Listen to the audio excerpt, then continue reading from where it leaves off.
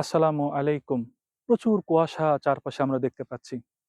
এই কুয়াশার মধ্যে আমাদের ছোটবেলার স্মৃতি অনেক বেশি মনে আসে।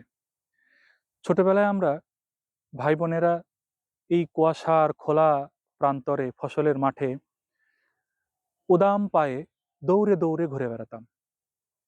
সেই স্মৃতিগুলো মনে পড়লে আপনি শুধু সেই অতীতেই ফিরে যেতে পারবেন এবং আপনার মন ভারী হয়ে আসবে। এই সুন্দর, অসীম সুন্দর সাদা শুভ্র কুয়াশার মধ্যে আমরা ছোটবেলাকে হাতড়ে খোঁজে চেষ্টা করব আমাদের অতীত খুঁজে ফেরার।